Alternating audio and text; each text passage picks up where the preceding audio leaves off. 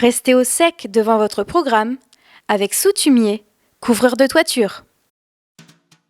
Nous sommes en plein mois des fameuses galettes des rois, consommées généralement chauffées au four, et pour connaître tous les secrets de sa fabrication, nous sommes allés à la rencontre de Laurent Bisson, maître artisan à Chevannes, qui exerce son métier depuis 20 ans et qui est toujours aussi investi.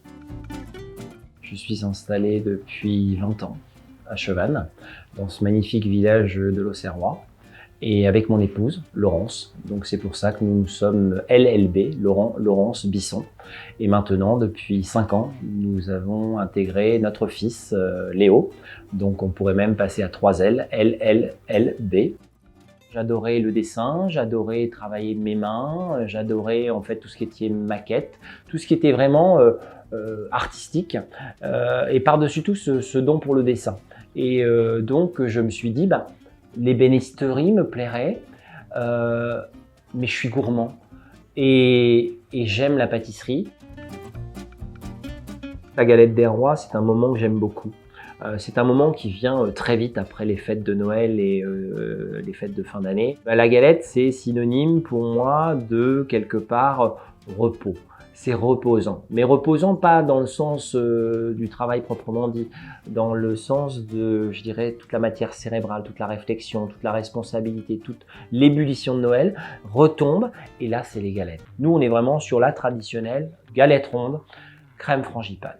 La matière première principale, c'est le beurre. 70% de beurre à peu près entre le feuilletage et la frangipane. Et puis ensuite, bien sûr, une bonne farine.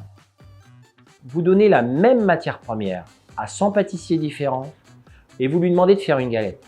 Vous allez avoir 100 recettes différentes parce que la pâtisserie est un art et ça reflète ce que l'on est. Et donc là, jouera le savoir-faire. Je vous garantis que c'est ma 19e saison des rois et chaque année, j'essaie encore de m'améliorer. On est dans la réalité du produit. Du beurre, ça reste du beurre. De l'amande, ça reste de l'amande. On peut jouer sur les nuances d'amande blanche ou d'amande brute. Qu'est-ce que l'amande brute? C'est l'amande qui a gardé la peau. Eh bien moi je fais moitié-moitié. Dans ma frangipane, 50% d'amande blanche, 50% d'amande brute. Ensuite, le feuilletage. On incorpore le beurre et on va donc faire ce que l'on appelle le tourage. Qu'est-ce que le tourage? Incorporer un beurre dans une pâte sous forme de pliage. Ça c'est assez technique. Et puis la crème d'amande, il n'y a rien de plus simple. Vous mettez autant de beurre que de sucre que d'amande et vous allez incorporer des œufs. Les œufs pour 1 kg, moi j'en mets 12. Ensuite, nous allons incorporer un petit peu de rhum, faut pas trop mettre d'alcool. Et ensuite, vous allez mettre votre crème pâtissière. C'est une recette qui paraît plus simple que l'on pourrait penser, mais pour Laurent, le plus difficile, c'est surtout l'accès aux ingrédients.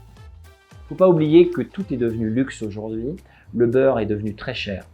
Il a pris énormément en termes d'augmentation sur les derniers mois et donc nous ne serons jamais aussi peu chers qu'une grande surface. Donc la différence, parce que nous sommes plus chers, il va falloir qu'elle se tienne dans la qualité de nos produits.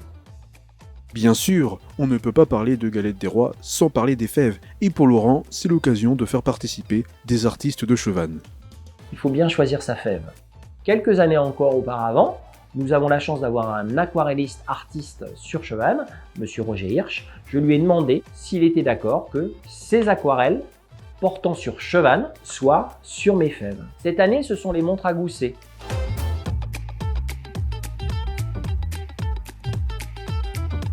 Nous avons eu de plus en plus de clients, ce qui fait que la petite entreprise de 4 personnes est passée rapidement à 5, puis à 6, jusqu'à 12 personnes.